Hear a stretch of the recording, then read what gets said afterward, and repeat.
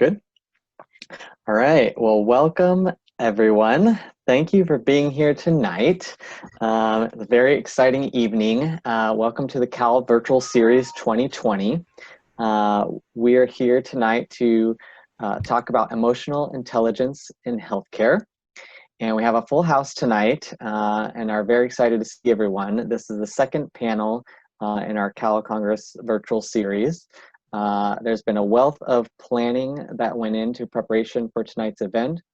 And I think this is the second time I've had to put gel in my hair over the last 5 months. So we have pulled out all the stops for you guys tonight.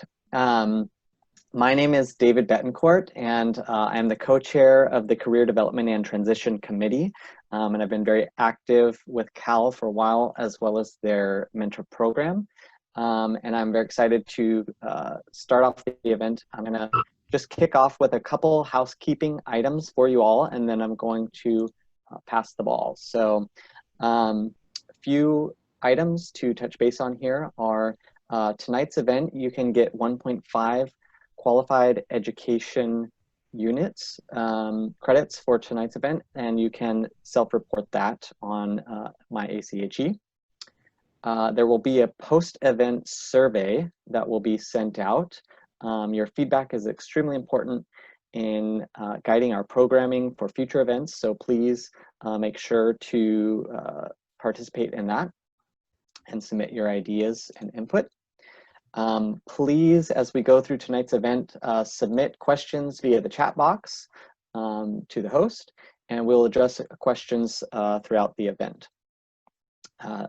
We'd also like to thank our Platinum sponsors.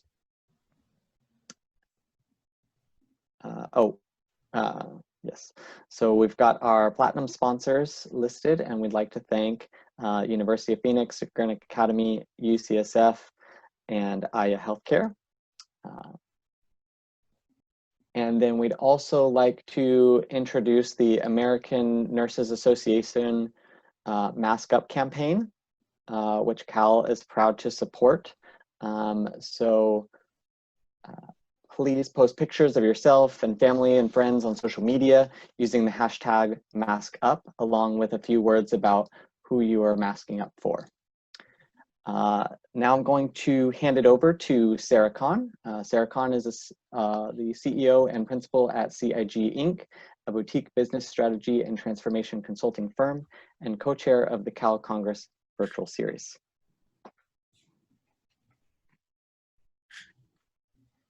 Thank you, David. So hi, everyone. I'm just here to get us started. We'd like to understand who we are, who's in our audience. And so what we're going to do is use the magic of technology to get to know you a little bit better. I will stop sharing briefly, and on your screen, you will see a survey pop up. There are 4 questions here, and we'll allow about 30 seconds for you to respond to this survey. The first question is, tell us a little bit about yourself. What category best describes your role? And perhaps you want to consider, if you are wearing multiple hats, as many of us do, the role that has brought you to our panel today.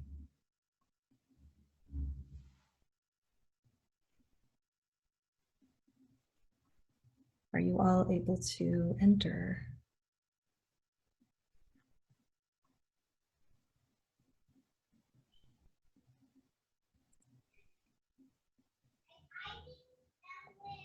Okay.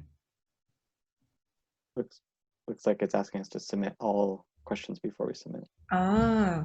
Sorry about that. Well, you know what? Learn something new every day. So the second question, there are 4 questions. The second question is, what is your knowledge, understanding, and or comfort with emotional intelligence, EI? The third is around education and training related to EI that your organization offers, not necessarily anything that you've sought out on your own. And the last is perhaps identifying some of the gaps you might see in your organization with leaders and such related to emotional intelligence. So probably allow about 15 more seconds for responses to come in. We have half the audience submitting answers already. A little bit more than half now.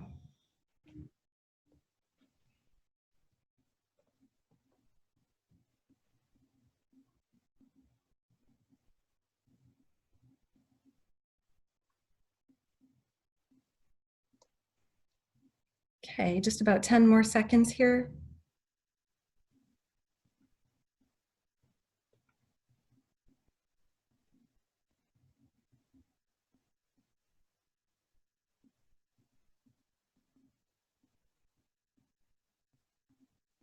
Okay, got 80% of our population submitting responses, but they are coming in pretty quickly.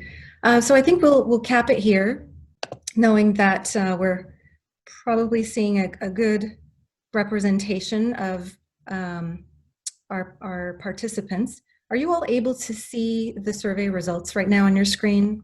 Mm-hmm. Yes, we are. Okay. Okay, and we're happy to include this information in our recording so that you can reference it as well. Sarah, we see the answer to number 1. You'll have to scroll down so that we can see the rest of the answers. Is that right? Okay.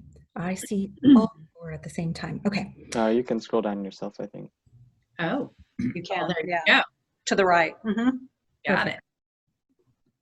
So what my results are showing is for the category that describes our audience best, the majority, 38% who responded, are individuals who are seeking knowledge on EI for personal or professional growth. So individuals interested in this topic. In terms of the group's understanding, by far 65%, so the majority of our audience, have a basic understanding and are really here to learn from our panel of experts. With respect to education or training offered from the organization, only about half, 53%, have received basic or one-time introduction to EI. And lastly, you can see half the audience believes that the organization that they are with is likely paying lip service to emotional intelligence, but not practicing it consistently in real life. Is that your assistant? That is my assistant. Okay. This is what happens when you work from home. I'm sheltering in place like I'm supposed to. Now I'm going to stop sharing our results. And again, to Mama. Go away. And I'd like to introduce my assistant very quickly because you have Your youngest panelist? That's right. Oh my goodness. my daddy. Thank you. And thank you. And now I'd like to introduce our moderator, Kim Brown Sims. She has too many acronyms for me to read after her name. Just a little bit about her. She's CEO and founder of KBS Leadership Consulting, a fellow in the American College of Healthcare Executives, president of California Association of Healthcare Leaders, and a member of the Racism in Healthcare Task Force with the American Nursing Association, among many other titles that she wears. Her most recent project was working with the state of California to launch its flagship alternate care facility supporting the fight against COVID-19. She also holds an MBA in strategic leadership, bachelor's of science in nursing, and multiple professional board certifications and achievement awards. Kim has served in multiple chief executive roles with healthcare systems, startups, and advisory boards. And over the last 35 years, she's been a champion of the human spirit, celebrating the potential and unique gifts within each of us, which I think are hallmarks of highly emotionally intelligent leaders. We're very lucky to have her. Off to you, Kim. Thank you. Thank you so very much, Sarah. I really appreciate it, and I'm quite honored to be here today to serve in the capacity of moderator for this amazing panel. We will, in just a little while, introduce the panelists, but we're going to start in this moment taking just a second to pause and to let go of everything that is surrounding us and distracting us from being present and in this moment.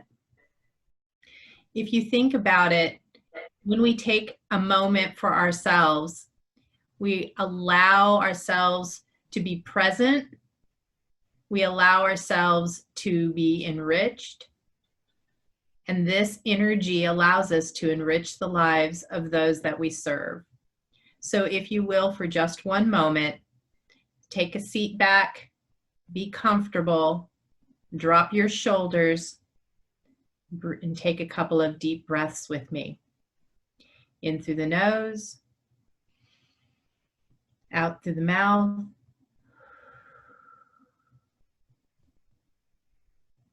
Once again, in through the nose, out through the mouth.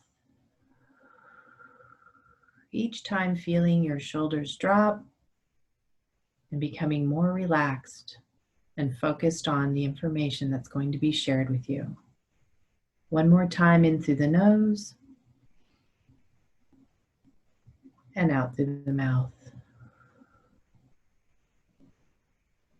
I invite you throughout the presentation to take those moments to really focus on what's being shared and to allow yourself to absorb the information so that once again, you can go forth and do the job that you're tasked to do, and especially in light of the pandemic and the fight against COVID. Okay, Sarah, if you'd like to advance the slides.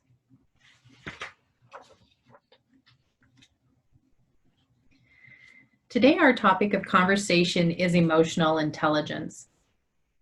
There has been a lot of research done in this area, and it has been compared to IQ, which is your cognitive intelligence, on many occasions.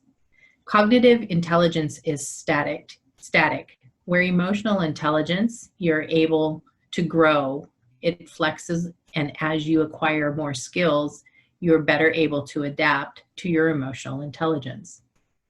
There are 5 categories of emotional intelligence in the current framework. Those categories include self-awareness, self-regulation, motivation, empathy, and social skills.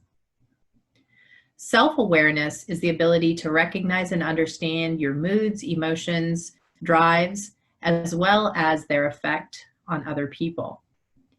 This is where self-care comes in. It is very important that you have an awareness of what drives you and your emotions and what you need to do to maintain an equilibrium, to keep yourself healthy, to keep your bucket filled so that you can fill others' buckets. Self-regulation is the ability to control and redirect destructive impulses and moods. It's the propensity to suspend judgment and to think before acting.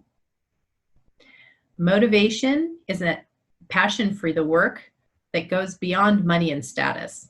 It's a propensity to pursue goals and passion with persistence.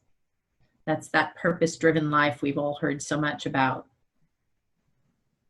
Empathy is the ability to understand the emotional makeup of other people, the skill in treating people according to their emotional reaction. So it's having that social awareness and being able to tune in to who the individual is and what they're feeling in that moment, and to speak to those emotions versus placing judgment on the individual. And lastly, social skills, which again is proficiency in managing relationships and building networks, an ability to find common ground and build rapport.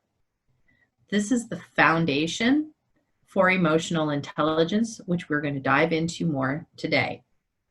Next slide, please.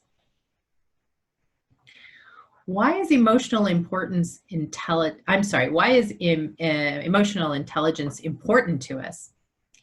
Well, emotional intelligence is a focus on your heart and on your head, right? It's combining what you know with what you feel. If we were all educated on emotional intelligence and given the skills early on, each of us as individuals would be able to, I have to put my glasses on here, so sorry, create more joy and satisfaction in your life and with your family. Within healthcare, we would be able to deliver more effective patient care because we're building those relationships with one another and with our patients. In organizations, we would be tapping into the human side of high performance because we would understand that emotion is incredibly important. Within schools, if we were raising our young people who are with emotional intelligence skills, they would be more successful in learning and life. And surrounding today's topic as leaders, if we had that emotional intelligence skill set, if we were all masters at it, it would enhance our ability to influence and engage teams, which is one of the most important reasons for emotional intelligence training. Next slide, please. There are a few behaviors related to emotional intelligence, either being low or high. And of course, we know that one of the components of emotional intelligence, again, is upholding individuals, right? It is valuing them for what they bring to the table, for who they are.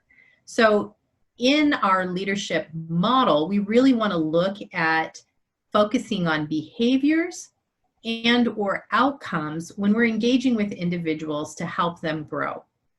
So in that same vein, some of the behaviors that exemplify low emotional intelligence are things such as aggressive behavior, being bossy or egotistical, being a poor listener, unresponsive or stubborn, critical or picky, hard to please, perfectionist. So think about those behaviors and qualities and do a self-assessment and say, do I exhibit some of these behaviors? And if so, there may be an opportunity to improve your emotional intelligence skill set. I know I have certainly had moments in my time where I've sat back and said, that did not go the way I anticipated it going. And I have to look back at these behaviors and understand what it is that I need to do to improve so that the situation will turn out better in the future. Some of the behaviors of high emotional intelligence includes being assertive, ambitious, and decisive, warm, enthusiastic, patient, stable, consistent, that's a big one, detailed, careful. And I'll throw the neat one out there, although I know a lot of highly intelligent, emotionally intelligent people who have a pretty messy desk. So I'm not sure how much I believe that one last behavior. All right, next slide, please. Some of the habits of emotionally intelligent people include focusing on positivity and gratitude. So if we are looking at what goes right and what we're grateful for, we will have the mindset of a more, I don't want to use the same word again, but positive outlook. Practicing gratitude, there are lots of little things that we can be grateful for. All we have to do is open our eyes and look around. And when we're engaging with our staff, with our frontline workers, with our teams, if we also focus on that positivity and the gratitude for the little things, it helps to build that trust, build that camaraderie, and understand that life's about the journey. Projects are about the journey. Everyday work is about the journey and the things that happen day by day and sometimes minute by minute. So looking for the small things in which to focus that uphold us as a team and as individuals. Stay present in the moment. Again, the reason that we practice the mindful moment was just stop and take a moment to center ourselves, to come into this space and to be open to learning what this space will provide. Practicing self-care exercising, going to the doctor to get your preventative checks, taking care of any issues that crop up, eating well. You know, and in this time, especially in relation to COVID and all of the civic unrest that's going on, is to reach out and care, reach out and touch and connect so that you're caring for your family and your friends as well, to create that community of support. Also, the lifelong learning, which we discussed just a little bit ago. People who have that continuous learning mindset, who are curious about life and curious about other individuals. Those who seek to understand are highly emotionally intelligent. Also, those who seek for meaning in life. There is a great big world out there, and whatever perspective you take about how this world was created, it certainly generates thoughts. So seeking that meaning and trying to understand how it is that we all connect, that's definitely a habit of a highly emotional, intelligent person. Solving disputes without anger. Again, that's that ability to connect with individuals and to ask the questions, to get down to the root of why things are not going well or what the issue is between two individuals. It's taking the time to understand a person at their human level, their most basic level, and really understand what's driving the consternation between two individuals. You know, it's really sitting back and saying, you're important, I'm important, and we're important together, and together we will solve this issue. Developing strong communities, another habit of emotionally intelligent people. And strong communities are not just communities that you live in.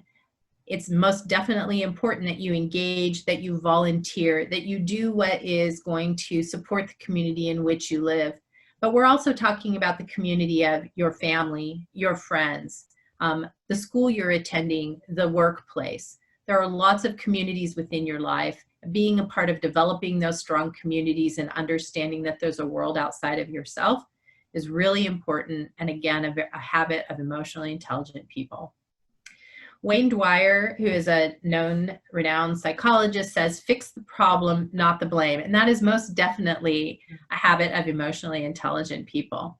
Look for what the problem is. Be solution-oriented. It's not about an individual. I frequently tell the story of in Europe, if a vase perhaps, as an example, gets broken, they say the vase was broken. In the United States, we have a tendency to say, Johnny broke the vase, fixing the blame instead of fixing the fact that the action occurred, the misfortune occurred. And then subsequently, when you're talking about how did the vase get broken, it's not about, well, Johnny knocked it over. It's about the fact that the vase wasn't secured to the pedestal on which it was sitting. So perhaps if we secure the vase, then it won't, if we put another vase there, perhaps in the future it won't be broken. It takes the onus off of the individual, that blame, that focus, that bullying kind of nature, and puts it on a solution. So focusing on how we're going to solve this together so that whatever unfortunate event occurred that an individual was involved in doesn't have to occur with someone else in the future. And another habit of emotionally intelligent people is that they work for passion and purpose. We talk frequently about finding the meaning in life, about looking for what it is that fills you up, about really understanding who you are and what brings you joy. And when you focus on that and you determine what type of work you need to do in order to achieve that purpose and that focus, then you will not ever work a day in your life, and you will be compensated for it accordingly, meaning the money typically just comes when you do what you love. Next slide, please. When we're leading in times of crisis, emotional intelligence is incredibly important. The model wheel that you see here is the emotional quotient competencies, which is adapted from Reuven Bar-On and MHS Incorporated. These are based off of Daniel Goldman's theory of emotional intelligence. And of course, Travis Bradberry has made it more popular here in the last decade. There are 5 categories, as we went over earlier: self-perception, expression, interpersonal, decision-making, stress management. They all come together to form those categories that we discussed earlier. And there are individual items within each of those subcategories that lead you to that place of emotional intelligence. And if you pull out individual pieces and relate it to times of crisis, the things that are most important are those types of things such as solution-focused mindset. Again, we understand that there are multiple problems that are coming up. We're in a highly dynamic environment that requires flexibility and adaptability. And so let's focus on the solution of how we're going to solve the little problems that come up that we haven't anticipated versus getting angry or frustrated or being unhappy about the situation, because there is not anything we can do about the situation. We can only focus on those obstacles that are keeping us from being able to achieve the desired result. I already spoke a little bit about being flexible, and I'll challenge you all as well to be adaptable, to understand again that these are uncertain times and we're all in this together. To practice really good self-care. Again, fill your bucket up so that when you step into the halls of whatever healthcare or organization you work in, you have the capacity to support others, to serve others, to honor others for what it is that they're experiencing. Exhibit authenticity. Don't be afraid to be vulnerable and discuss the times that are striking you as odd or creating fear for you as well. Where again, you're not the only one. We're in this together, and opening those doors and inviting that dialogue and listening to what people's concerns are and finding what their ideas for how we can move forward, what those ideas look like. Again, that creates that trust environment and pulls everyone together for common cause. And please be empathetic. Practice empathy. We don't know what each person is encountering on a day-to-day basis. We don't know what their home life is like. We don't know what their financial insecurities are.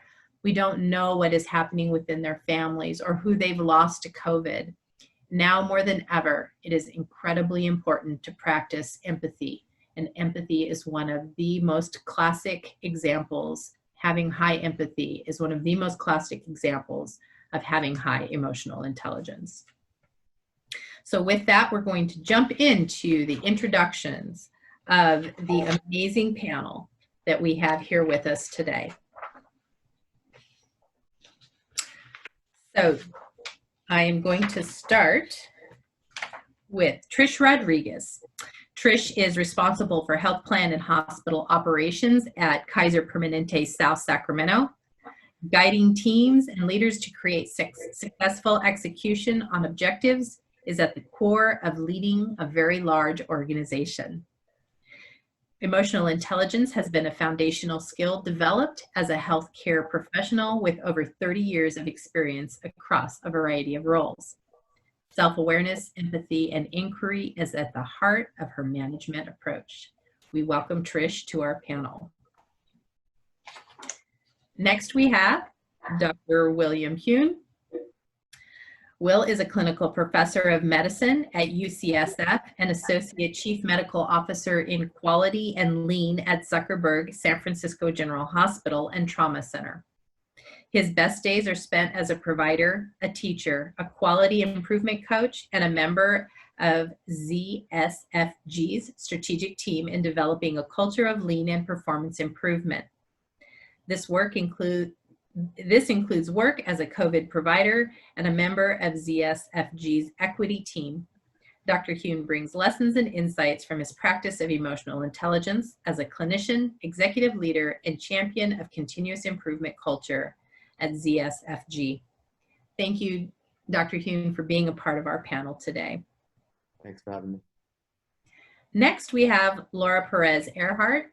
Laura is the CEO of Epiphany Consulting Solutions, a management solutions company that partners with healthcare organizations to improve leadership competencies and service and leadership mindset. Laura is a business strategist recognized for developing progressive talent strategies, a sought-after executive coach, and advisor on organizational and change leadership.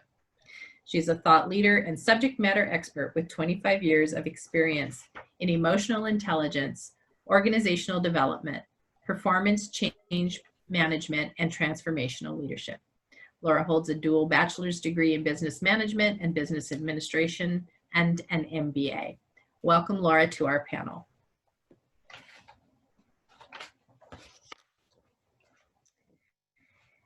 With that, I do want to have a call to action, and we'll repeat this call to action toward the end of the presentation. The call to action is really to look and listen to the examples that are being shared so that you can take those pearls of wisdom and apply them to your own life or share them with others that you serve. So as we begin the panel discussion today, I am going to call out to our individual panel members so that they will have an opportunity to speak. And please, panel members, if at any time you wish to speak up, even though I haven't called your name, please do so. Okay, Trish, we're going to start with you this afternoon. Can you share with us what your organizations are doing, what your specific organization is doing to elevate emotional intelligence in your leaders and organization? Thanks, Kim. And first of all, just a big thanks to the planning committee, Sarah, our facilitators, and my fellow panelists, and to all of you out there, and a special shout out to my Kaiser Permanente colleagues. It's really just an honor to be here. And I focus on, certainly with my leaders, on promoting emotional intelligence through many of the things you talked about, Kim. And as mentioned before the call started, we had a large union leadership meeting today with all of our shop stewards. And one of the presentation topics was on emotional intelligence during COVID times. And how do we especially promote empathy in our organization, not only for the patients that we're serving, but also for those that we work with? And how do we have that self-awareness so that we're conscious, we're in the moment, we're present in order to be the best for each other and for our patients? So not only during our meetings, but also one-on-one. So, yeah, it's happening right today. Actually, it was at 4 o'clock. So it's not only didactic, but everyday practices. Wonderful. And Will, talk to me a little bit too about your organizational perspective. How have you and your organization helped bolster resiliency in your leaders in these early days of the pandemic? Thanks. Thanks everybody for being here. And I'm also pretty honored to be here and learn with you all. You know, I think that as an organization, and I think many of you all feel the same way, that we're starting to recognize how the emotional, physical, cognitive burden of healthcare for our leaders and our staff has really been unprecedented. It's surged and it's sustained with the pandemic at a level that we've never really faced in crises before. And I think that we had been developing some very minimal foundations around emotional awareness and empathy work, you know, things like the quadruple aim, understanding the role of provider nursing burnout and wellness, and the secondary victims of medical errors in my world for quality improvement. I think these have been growing, but it's never been so front and center. And I think that's true for us, and I suspect for many of those in the audience, that emotional work is what it means to be a leader as well. And I think we are seeing more and more an integrated approach for that. So just a couple of examples for those of you guys who are in hospitals and healthcare systems. You know, we have this HICS command system, incident command system. And what we're finding is every one of our HICS kind of meetings, we're creating time and space to reflect, to share, to have some mindfulness moments. We are finding that we've got newsletters as part of our communications, like taking a moment to pause. I was struck that our executive team, we've decided that every meeting we will start with, what is my level of stress today?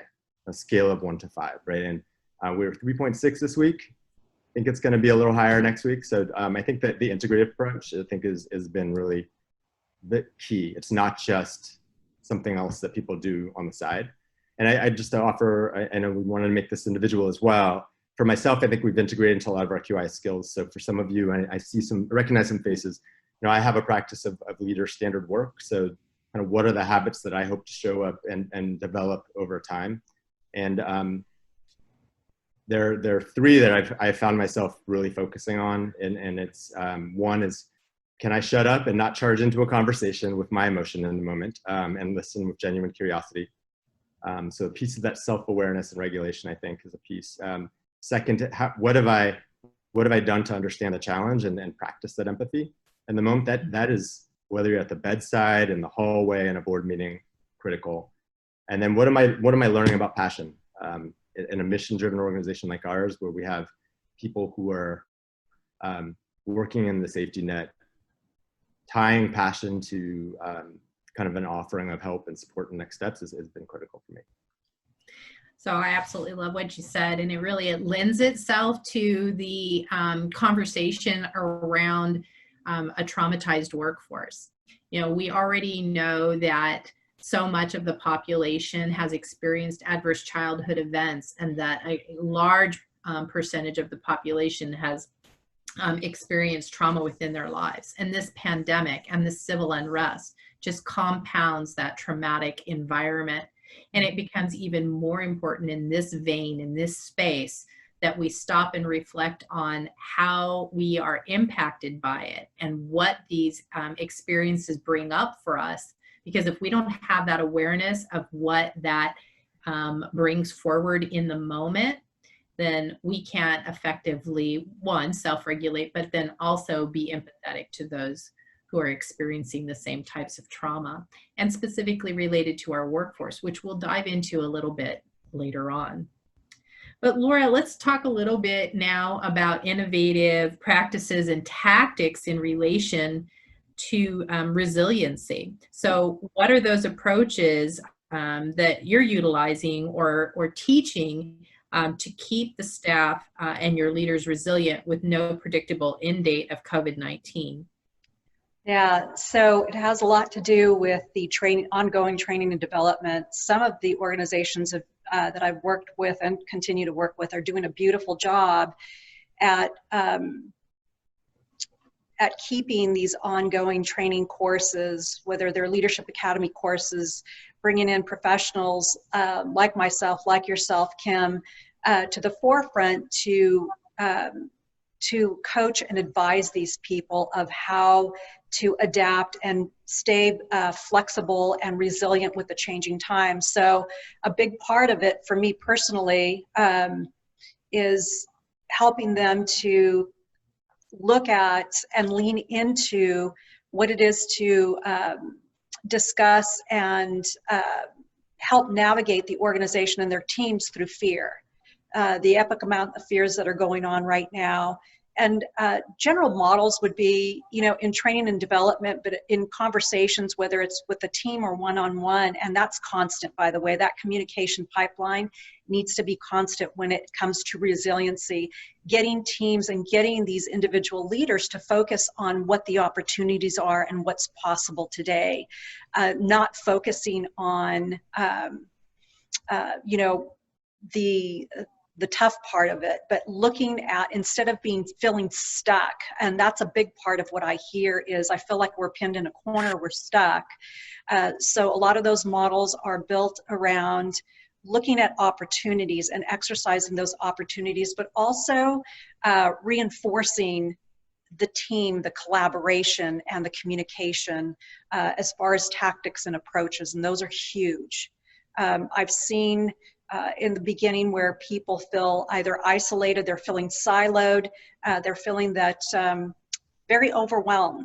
So having these having these ongoing communication and approaches of what the opportunities are, keeping them away from what looks fearful or overwhelming to them, but talk about what's possible. What are we empowered to do right now? So those are some of the tactics that we've been working with. So I love what you're saying. And also what I'm hearing you say is that listening is incredibly important in this time and space. So the big part of listening And that's an art in itself. So that's a whole different conversation. But listening to the emotion, to what's being said, is a big part of it. You're right, Kim. It was emphasized in our last presentation with the Justice, Equity, Diversity, and Inclusion as well, the importance of listening forums, and to extract from those listening forums actionable steps related to what is in the moment for individuals. That's so right. if you've implemented products or processes based off of lean, where you're going to the front line, it's called Gemba, where you go to where the work is done, and you're listening to the individuals talk about how they can engage in how the work they do gets done, what is most pressing for them, and how they can care for themselves and others. In the clinical space, you've turned your organization then into an entrepreneurial organization, and you've allowed them to have a voice. The key there, though, is that each of us as leaders need to go and listen to the work that they've done and hear what's important to them and empower them and remove obstacles to them being able to achieve what they feel is important, even That's correct. in this moment. Yeah. So you hit the nail on the head. That's one of the other models and tools that we use is lean. So it's helping make that transformation, and especially working with clinicians is helping them pivot between clinical work and administrative. So most clinicians did not go to school to learn about leadership. And that's where that fine line and being able to help them to turn that corner from going from clinical work to leadership and understanding what that means. I think you have a panel of people here who are very much familiar with that. Absolutely. Yep. Great clinicians don't necessarily make great leaders, and it is up to us, having gone through the pain points of how to manage that mountain climb, to help others be successful as well. So wonderful for that. So we're right at the 6:10 mark, and I want to pause here because I'm seeing a lot of activity on the chat. So Sarah, do we have some questions that we can pose to the panels along the topic of our organization and programmatic section? We do. We have several questions. We're attempting to consolidate all of them for purposes of brevity and allowing plenty of time for discussion. So the first question is, with a little bit of background, staff sometimes describe physicians as difficult to serve or lacking emotional intelligence, especially surgeons. They report being disrespected, blamed, and not appreciated. What can staff do when treated disrespectfully by physicians? And the second part is, how can an organization hold their physicians accountable for behavior and treatment of staff when currently physician reimbursement and rewards don't account for bad behavior? That's a great question. Who wants to take that on, Will? Yeah, I was a little bit worried, and I noticed that fewer than 12% were providers out there, being the physician on the board. Please remember that physicians are people too. We have emotions. And I just offer that I think a lot of people ask me, how do you engage physicians? And I'll take that part on. I think that I'll leave the reimbursement and disrespect for the second part of this. And physicians can be afraid. And a lot of us are trying to do leadership work and improvement work. And when we think we're trying to engage physicians, we're really trying to tell them what to do. And I think that's a challenge. I think we don't think about the trauma of being a physician who's gone through school for 12 to 15 years to be trained and to be a content expert. And as it described, not training us to work in teams, the social side of medicine. That isn't what, frankly, we graduate. We admit we don't admit physicians. We don't hire them, and we don't promote them based on those social skills often. And so I'll just offer that sometimes you will get into heated debates about the data, but it's really an emotional response. Sometimes you will see people frustratingly go to what they know in a hierarchical top-down medical establishment to tell people what to do. And that's just because that's what we've trained them what to do, right? Surgeons have been taught to walk into a room and tell people what to do and save lives. And so that is a habit we've developed, and we can develop different habits. And I just to offer that, like, you may want to consider what you want in a partnership and engaging physicians before kind of charging in and assuming that the difficulty is just because they're emotionally unintelligent. That'd be one thing. For us, I think disrespect is a whole nother issue. And I think that it gets me back to something you just said about Gemba. Going to the Gemba as a physician and just asking people questions and listening doesn't remove fear.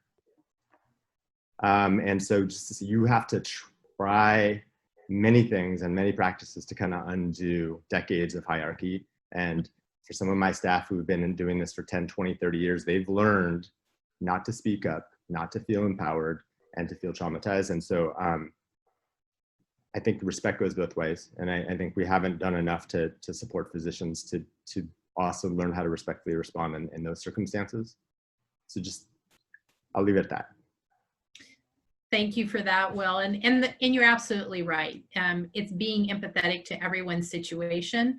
And today's event with 111 participants is a small step in the right direction, because we really do need to change the hierarchical, top-down, fear-based leadership model that is prevalent in the United States, and I would, challenge probably globally as well, because that is the way that it has been for so long. And it's creating that awareness and having these dialogues, and then teaching the skills on how to do it differently, meaning invite people to the table, give them a voice, and value the voice so that they can be heard and have input into how we reshape how we care and lead in healthcare. Just one more offer, because I think that each organization needs to develop a no tolerance policy when it comes to bad behaviors. We don't have a lot of financial incentives in reimbursement models within the safety net, so I can't offer that. I will say one thing I am optimistic about is that it used to be an old saying that the interns and the medical students never got any smarter. Like every year you kind of had to reset and remember they don't know where the bathroom is, let alone how to replete potassium. I will say I think that maybe because we're admitting different types of qualities, maybe because my new intern class is more diverse than I've seen before, they're teaching us a lot, emotional intelligence wise, kind of diversity of perspectives. They're actually, I'm optimistic. There's a lot more reflection when we walk out of a patient room and saying, I just want to make it clear that I'm actually feeling kind of upset by that moment. We didn't used to do that. That wasn't a place that we used to do. I used to teach M&Ms where you talk about medical errors, and I offered that one of the standard questions in M&Ms should be, how are you feeling in this moment? Right. And all of the not all, but there were some very influential senior physicians in the room who said that is crazy to ask people how they feel in M&M. And that has changed completely. So I'm optimistic. I think you have to start from the beginning when we start the trainings. Absolutely. And I love hearing that we're able to now have conversation about vulnerability. Sarah, I'm going to look at you for one more question if you feel like we have the time in this category of questions. Absolutely. This was a popular topic, so we have a few. And just consolidating them, this is another two-part question. Why are organizations and leaders hesitant to acknowledge the value of the EQ model?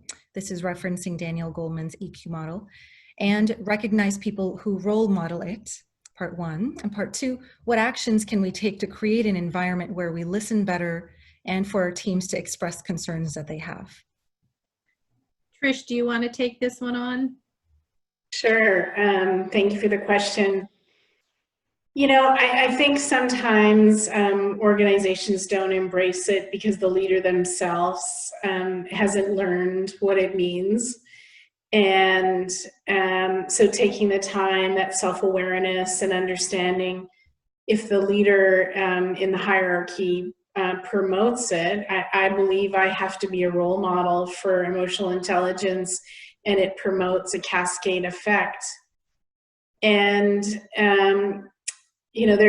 there are so many things that we can do to promote it in the culture.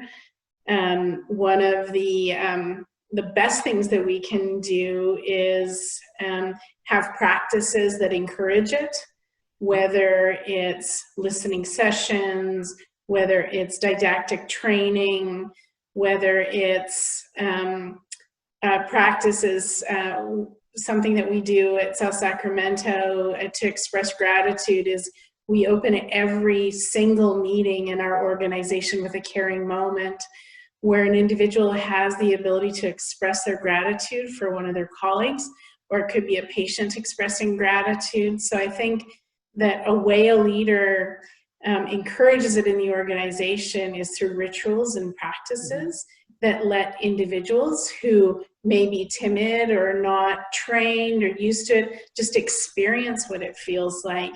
And that's really, it starts that path towards it. And so I believe also that, well, as the leader of our organization, I role model it, but if you have a leader who's not in a place who may have a more fear-based style, I certainly believe that where you can lead from where you stand and start your own practices. So while that, the upline leader may not have as much EQ, again, lead from where you stand, incorporate rituals, practices, and the fundamentals of emotional intelligence, because it's infectious. And what I recognize is when I'm looking at high potential leaders and I look for those skills, and it's really, it becomes very apparent when a leader possesses those skills. So hopefully I answered the question. I want to second what Trish is saying, but to answer that question, I think you pretty much have nailed it, Trish, is that typically from my experience as an executive consultant working and training within EI, a lot of times because they just don't understand it, and we tend to shy away from what we don't understand. So a lot of times that's why, and again, just working with these leaders and meeting them for the first time, they're looking at me like a consultant and thinking, oh gosh, emotional intelligence, or, emotional quotient, where it's like, okay, this is touchy-feely. So my conversations with them becomes quite robust to educate them of what the value of emotional intelligence is and why they would want to tap into it personally and organizationally. So that really helps to change their mindset. It's not right away, it's steps as I work with them, but a lot of times these leaders don't jump on that ship right away because they don't understand it. Could be from intimidation, or it could be what Trish said, they lead with the heavy hand, and that's their style. So they don't want to change what they already know. Yeah, it's what they're comfortable. Right, it's what that's their comfort zone. But also it's the ability to take those leaders, which I work with, that truly do embrace it. And like Trish said, within her organization, those are the leaders that start to exemplify. And when that happens, just from my personal observation, it is a triple effect. It's a domino where other leaders that didn't buy into it right away start to see the effects, the positive effects of that, of that model. So what I'm hearing both Trish and Laura say is that when you create a space for individuals to grow and learn and express, and when they're held up, you start to create a trust, a safe space for people to come into and share. And as you lead by example, they become more trusting of the reaction that you're going to have if you're highly emotionally intelligent and you're consistent in your behaviors. Additionally, what I'm hearing is that everyone, regardless of title, has the capability to lead and to exemplify these high emotional intelligence behaviors. And so again, leading from where you stand means it doesn't matter what title you hold, you are a leader in your words and behaviors every single day. Right. So thank you both. Well shared, well shared. Okay, I think at this juncture, we're going to move on into our next question. We are going to be discussing at this juncture contemporary issues related to the pandemic, justice, equity, diversity, and inclusion, and racial injustice. So Will, this question is going to be directed at you. The pandemic has highlighted health inequities among different racial and socioeconomic communities. And social inequities and injustices are at the forefront of our minds. What does it mean to lead with emotional intelligence in the healthcare industry with respect to diversity, equity, and inclusion? Take a moment of self-awareness here. Just because I know some people are muted and probably eating dinner, I just want to clarify. We have a serious problem of racism and health disparities in our healthcare system. And I don't care what tool or approach you do as healthcare leaders, we all have to do whatever we can, whether you're emotionally intelligent or not, just to say that. It is not just an emotional problem. And it is a very emotional topic. So I'll offer a couple thoughts on that. The first is that, so at ZSFG, we're a little bit unique, but we're also, there's some commonalities. We've actually had it's about 3 years now, a strategy in equity and making it one of our True North pillars. We have Equity Council, we have trainings in racial humility, we have surveys and newsletters and brown bags on this topic. And I will offer that the emotional work of that has been some of the most exhilarating and difficult in my leadership. To sit in a room with 30 other staff members who you don't know and talk about race for 4 days straight is emotionally, like, talk about the value of emotional intelligence as a framework to navigate that. And we had to let those challenges and those emotions burn. And even still, we weren't ready for what's happened in the last 6 to 8 months. So I will offer that. And if I can offer a picture of that, an image for us, at Zuckerberg San Francisco General, we have a COVID ICU. I'm incredibly proud of the work they've done. They've changed their workflows. They turned everything upside down. The equipment is different. We've got randomized trials. We've got surge plans and ventilators and PPE. And we have heroes filled with fear and pride and anger. And I'll say, and there's a couple of ZSFG people here, we have a huddle board in the ICU and it's totally blank. But the back side of the huddle board has become a visual representation of the conversations they're having about racism in our public health system. They've got resources, they've got their results for their implicit bias tests, they've got their personal commitments, they've got their improvement ideas and what they can do, because we're seeing this and we're feeling it every time we intubate another Latino in the ICU and every time we see a person of color as a victim of violence. And that's just what they've decided to use that space for. And so as a leader, for me, I think that the intent is, how can I be flexible? How can I offer that is a space for empathy and for their team to support? If that offers a little bit, and how do we get ready for the next surge? And part of it is that the emotional work is how we get ready. It's absolutely right. And I'm just going to bring it right back to reinforcing the fact that we have to listen. We have to make a concerted effort at listening, hearing, and taking what's being asked as obstacles to being able to eradicate those social injustices and act on them. The first part, though, is the listening and the hearing. It's incredibly important. So thank you for that. I really appreciate, Will, your comments. Laura, Trish, what, if any, impact did you see in your organizations following the George Floyd tragedy? Well, I want to say that it was both shock, sadness, grief, but also a lack of understanding, a lack of learning, that while George Floyd was a moment in time, it's 400 plus years of social injustice, and that's bled into our healthcare system, that's bled into our workforce, that's bled into our organizations, that I found as a leader that the best thing that I could do was listen and not talk, and to bring our leaders together, our employees together, to develop a path that meant something.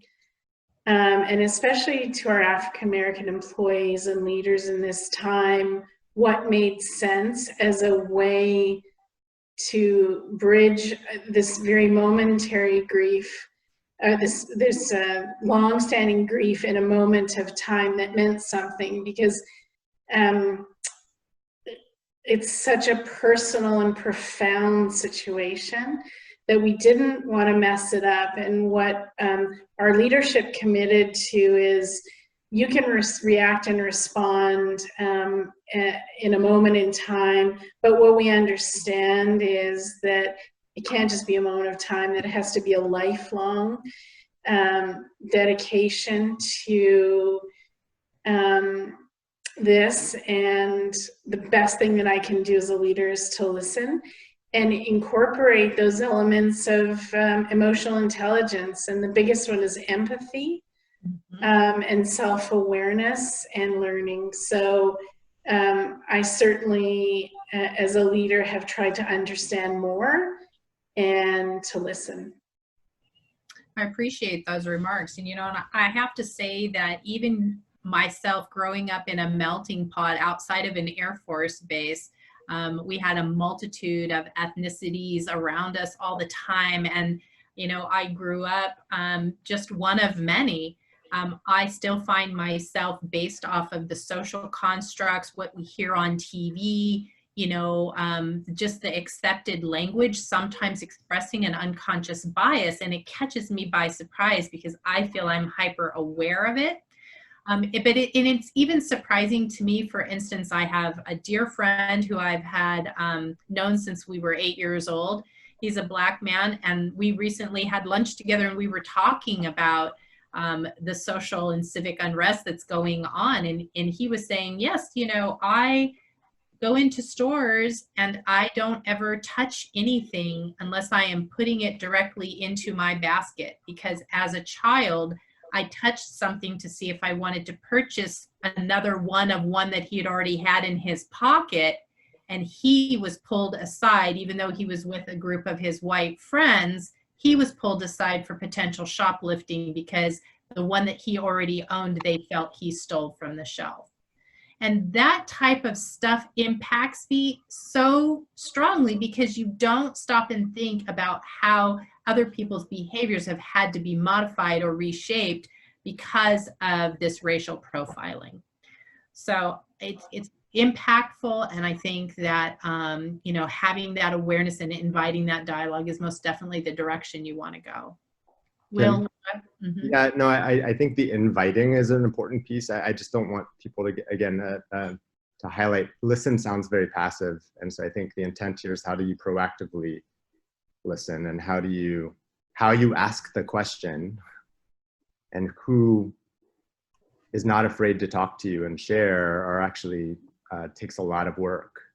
So I would just offer that we need to figure out how to relate to different people than we normally have. There are people who won't speak up if we don't make the space for it, and being willing to ask in multiple ways. I appreciated how many of our leaders felt clumsy, and we all gave them permission to feel clumsy. It's like, you know, I'm not even sure whether to say something or how to ask, and I think what we mostly appreciated is there was intent.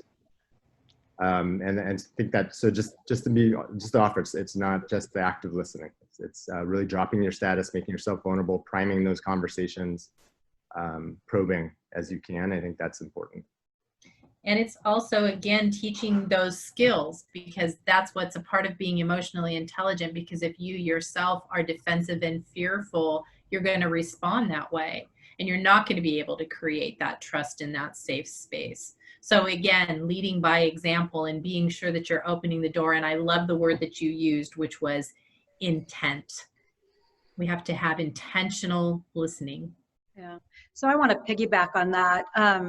You know, another emotional quotient that practices and characteristics are really important is trustworthiness, being able to demonstrate fairness, no matter at what level the individual is, whatever their status or rank are, but also to be able to speak and address those injustices as those leaders see them. If they see them, they need to speak to them, address them right away, address those behaviors. And it's definitely a one-on-one when they're addressed. To be able to be sensitive to those people's needs, whether they're working with a team or an individual, but also to help these people heal. Mm-hmm. And to understand what the individual needs, you know, whether it's the individual's grieving, they're angry, but yes, as leaders, to be able to be vulnerable and be okay and say, you know what, I'm not sure how to have that conversation. And one of the things that I explain is, you know what, it's just taking that individual one-on-one. Sometimes it's just listening. And I said this before, but it's also appreciating the emotion that's coming behind what's being said. So as a leader, it is up for us to understand the meaning, but understand the individual's needs and asking them what they need at that time. How can I support you right now? What do you need from me? Or what can I do for you? And those are beautiful words. Maya Angelou stated, people will forget what you do, but they'll never forget how you made them feel, right? So right now, for leaders, courage and confidence are two huge elements that are needed, very, very important elements today as leaders. Confidence and compassion. So I would also add to that, Laura, that courage needs to be outside of conformity, because courage these days doesn't mean you fit into the box of what an executive looks like. Courage these days mean, to Will's point earlier, that you're vulnerable and awkward and don't really know what to say, but your intention is to understand, you know, what the major issue is. And there was an add-on question that came through the chat that talked about, you know, how do you do that in a virtual format? How do you exercise empathy and care in a virtual world, which many of us in healthcare are still within the confines of the hospital, so to speak, but then you have all of the additional, you know, support staff who potentially are not, you know, in those walls. So that's right. So it's carrying on the continued conversation, communication. I used to have 168 staff report to me, and I made it my mission, because this was what was meaningful for me, but I made it my mission to touch each one in a week's span. And it meant for me to get out of my office, get out of my comfort zone, even if it's a 30-second conversation saying, hey Navi, how you doing? What's going on in your world? It was like I gave them a bag of gold. So, and when people needed to talk to me, if a staff member needed to speak with me at length, then we would set up a one-on-one conversation, whether it was over the phone, whether it's virtual. So those kind of communications, virtually means over the phone, virtually means, you know, Zoom calls, webinars. So it's just being able to reach out to the individual one-on-one and your teams to see what's going on in their world and how they're doing. That's what I mean by, and that's what I called enlightened leadership, is to being able to listen, do that the first level listening. And a lot of times it's just saying, you know what, I hear you, or I understand what you're saying. I may not know how you feel, but I hear you. Beautiful. So, you know, that leads us right back around to, you know, how we engage and support those traumatized workforces. So, you know, Trish, this is a question that's being directed at you. What strategies are you and your leaders using to manage a traumatized workforce, emotional and or physical? Can you address trauma from the pandemic and race issues as well? Thanks for that, Kim. You know, one of the most important things that we can do as an organization during this time is give employees, give our leaders a lot of clear information. I found that people are hungry for real information. They're hungry for data. They're also hungry for tools on how to navigate situations. And certainly this is, in my career, I've never seen anything that has had so much change, so much evolution in practices. And so what we found to help individuals cope is to give as much information. Now, whether it's daily communications, whether it's leadership presence, doing rounds and being highly available to listen and to understand, whether it's broad-based town halls with experts, using virtual technology so that they can hear expert opinion, which is important. And to some of our long-standing practices, things like direct report rounding, where it creates that sacred space for an employee to share things that they may not want to share in an open forum. I find that direct report rounding helps to create a speak up culture when it might just be one-on-one.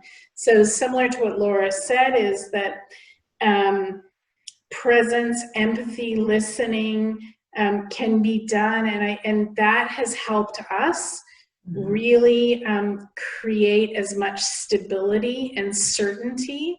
Because I think what we're finding is that the emotional trauma comes with a lot of uncertainty. So I think it's a leader's responsibility to create as much certainty as possible. So using those techniques I just described has really helped us. And I gotta say that food helps. It always helps. And sometimes it's just, I gotta tell you, I've got this great group called the Culture Club.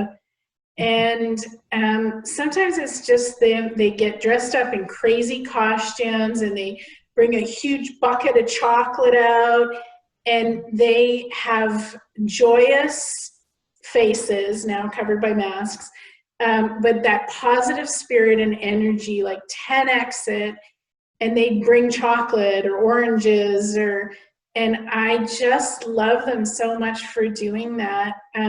It's a little bit of a distraction, but it's goodwill. And we had a whole team focused on creating respite spaces, creating these activities. Sometimes it's food, sometimes it's really safe break spaces, a whole variety of things, but we were really purposeful in those practices that we're going to do to create a variety of options for people to create certainty. So there's that word intention again coming out loud and clear, correct? Intentional, yeah. So Kim, I want to take a quick minute to share the benefits of what Trish is talking about. So it boosts performance, and it's proven. Loyalty, productivity goes up. It boosts and elevates collaboration within teams. So at that point, they'll know that for you as leaders, you have their back. But those are the benefits that, practices such as Trish is talking about really does have huge benefits for the organization. Absolutely. And as a matter of fact, there was another slide that I had in my introductions that I just realized we didn't include, but it talked exactly about those types of things, that you have a higher productivity, you have higher morale, you have higher success when you employ the elements of emotional intelligence. For sure. So, Will, a question came through the chat for you, and that is, what is the best way to channel passion and empathy during a difficult conversation with patients, staff, and superiors? I'll give you a minute to chew on that. While I re-emphasize for Trish, you're on mute.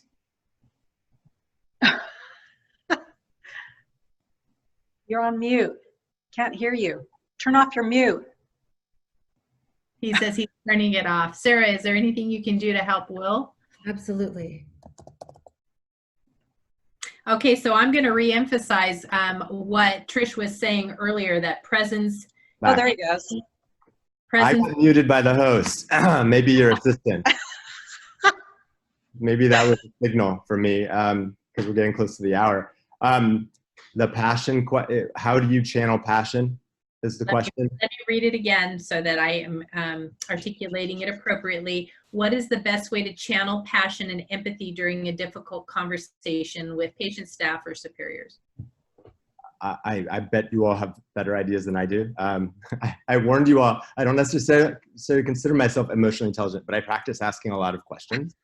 I think you have to be present. You have to do everything you can to drop your status. You have to create safe spaces. You can't just jump a staff member in the hallway and expect them to tell you the truth.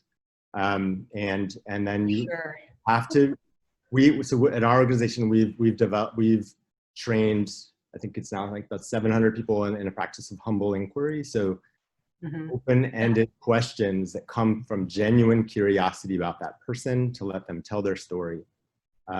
If you do that well, and you listen, as we said, but actively listen, you will hear their passion in their work.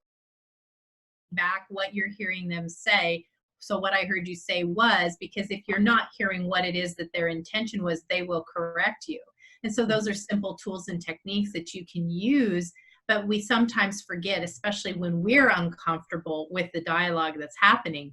And honestly, Will, that leads right into another question tying into, you know, the social, racial, and social injustice issues, which is what has been effective for you in elevating awareness and sensitivity of the racial and social injustice issues within your organizations, and especially when these issues directly impact your employees and leaders. Are you measuring and monitoring these impacts? We could do better. Mm-hmm. And we're doing that now, and we're doing our strategic planning now, and we're like, hey, we had 5 strategies. The one that we all are circling around is equity. So I think you have to just, it's a practice of asking questions and being open to the answers you're going to hear, and then creating spaces. So again, we've created an equity council, and the question that we're talking about tomorrow in a virtual retreat is, how do we make it safe to offer unpopular opinions? And so that's the work that we're trying to do, and knowing that we have a very long history of being pretty hierarchical. Well, and that would beg the question, what role does HR play in all of this? Who does HR represent? I see you smiling. You just opened that door. No comment. What role do they play? I mean, honestly, you know, how are we truly representing our, you know, our valuable, I call them the frontline, you know, active workforce experts? You know, who represents them when they don't feel they have a voice? How do we give them a voice? As leaders, we can surely call on them, but if they're that quiet, hidden faction, how do we bring them out? I'll give one quick answer because it's not a good HR answer. For myself, what I've learned is peers and managers. So there are leaders at the front line, and there are managers who make space safe, and they're often the ones who know the work. And they're the ones who are at the sharpest end of any of this improvement work that we do. And so I honor how much my head of housekeeping spent 10 years in housekeeping before he became a leader, but he's the one that made it safe so that their staff could talk about racism in their department a year ago, before all of this happened. And that only he could do that. It can't be me. So I have to figure out, how do I empower him so that he can feel like he can empower them. Well, and he supports them in that human resources function. It is not a strength at our organization, unfortunately. It's something that we're working on. So I can answer that, is providing a seat at the table for HR, because they are your partner. They're a partner in the organization. They should be a partner in your strategic plan, because they're the ones that do help to oversee and navigate you know, when it comes to bringing in performance improvement, emotional intelligence, any kind of training and development, especially leadership excellence. So HR should have a seat at that table, absolutely, and be a part of that, those annual strategic initiatives, most definitely. Very well stated. So one of the things that was brought forward was the ability to empower others. So another skill for leaders in this day and age is to recognize that as you are growing and becoming an expert in what you do every single day, you no longer have to exhibit that expertise or put that expertise on those that are following you or that you are serving. It's at that moment that you start to empower them, that you give them the reins of expert. You ask them what their opinions are and how they see this situation or obstacle being removed or playing out, and help guide them down that path. So, you know, to Will's point of empowerment, we absolutely have to support individuals in their growth and focus on the gifts that they bring to the table, not the shortcomings, because the world is hard enough on everyone without us focusing on those things that we feel they need to improve upon, when in reality there are gifts that they bring to the table that we should be capitalizing on. Trish, you took your speaker off, so I assume you have something to say there. No, I was on mute, so I'm thinking, okay, what if I need to come off of mute? But I think we worked it out between Sarah and I. So Sarah had empathy for my situation. So, I was just really wanting to comment on what Will was saying about their kind of conation and their focus on getting people to speak up and training people on inquiry.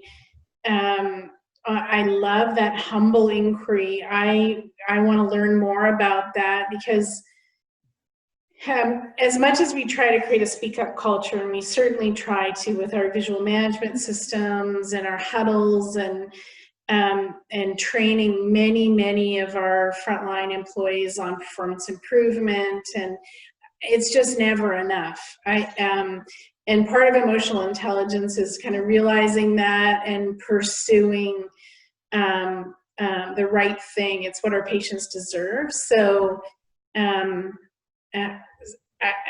inspired by what you guys are doing in San Francisco, Will. I want to learn more from you. I want to take that humble inquiry class with you. As do I. I'm familiar with appreciative inquiry, but humble inquiry has a whole different connotation to it. So sounds very intriguing.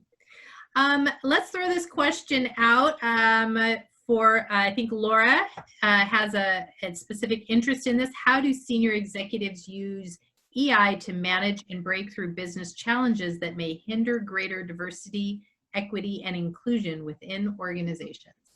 Yeah, so I want to start by saying it takes courage to shake up and disrupt the status quo, right? Mm-hmm. So, and to break barriers. So having a good sense of self, which is the true north that I'm talking about here, self-confidence, and also the ability as a leader to champion, to support have a good sense of knowledge of what's needed, and to be able to identify what those gaps are. That's a huge one. And awareness of cultural competencies. At that senior level, they should really understand the cultural competencies, and the business implications and aspects that take place in D&I, in justice, when they're dealing with that at that level. It's important to position ourselves as leaders, with our colleagues, as a partner with our colleagues. Also, to those that you lead and those that report to you, to cultivate meaningful relationships and demonstrate your support where it's needed as well. So that's just some feedback and conversations that I've had over the past year, especially more so this year. But again, you know, going back to that true north, and having a good sense of self, and like I said, that confidence, and what I'd said earlier as far as leading by example, but also being a compassionate leader, and someone who has the courage to disrupt the status quo, because you're not always going to be liked. Right. Yes. You know, you're not always everyone's. You're not going to be a favorite, and that's okay. But someone who has that level of confidence and maturity that can go with the flow and go roll with the punches, but yet have those conversations, even though they've shaken up things a bit, and they may not be favored at that time, but they're still mature enough and confident enough to have the conversation with other senior leaders to say, you know, we may disagree, and that's okay, but I'm hearing, you know, I hear what you say, but this is my thought, and this is the direction that I think we should be going, and this is why. These are my philosophies, my principles. You know, they're a little different from yours, but to be able to agree to disagree. That's right. So once again, courage is not necessarily conformity, and most times That's right. it means speaking up and being vulnerable. So at this juncture, we are at 6:57. This hour has flown by.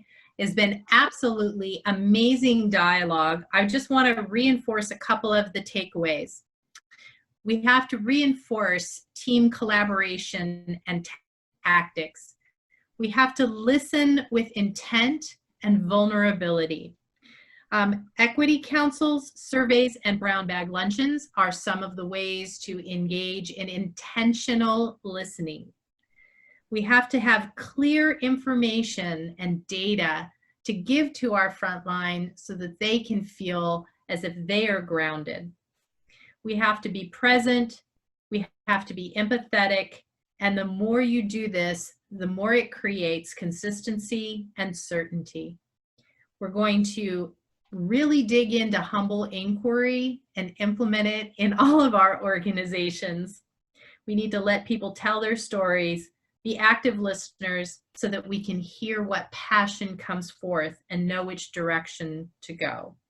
Empower others, and once again, I'm going to reinforce the idea that courage is not conformity. So with that, I'm going to thank all of our panelists once again. Obviously, your expertise is very highly regarded, and you exemplified that again today with your sharing and your practical advice for all of us here. David, I think at this juncture, I'm turning it over to you. Thanks, Kim. And I echo everything you've said. Will and Trish and Laura, thank you so much for all of your insights, expertise, knowledge.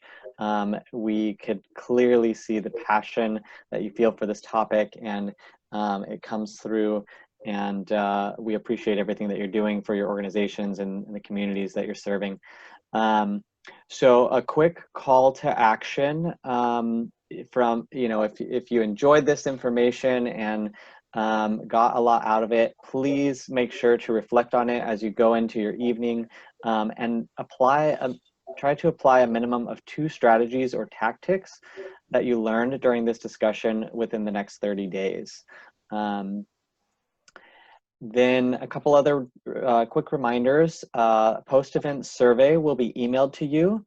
Nursing CEUs are available for those who complete the survey. The next panel discussion, which is coming up, is 2 weeks away on August 27th. Career positioning, proactively managing your professional development. Registration open today, I believe. So please sign up for that. And then remember to self-report your participation for the 1.5 qualifying education credits. So thank you again, and to all of the folks that helped plan the event, Navi, Sarah, Shauna, Sachin, and all the others that helped with behind the scenes. Thank you all so much, and we look forward to seeing you on August 27th. Good night, everybody.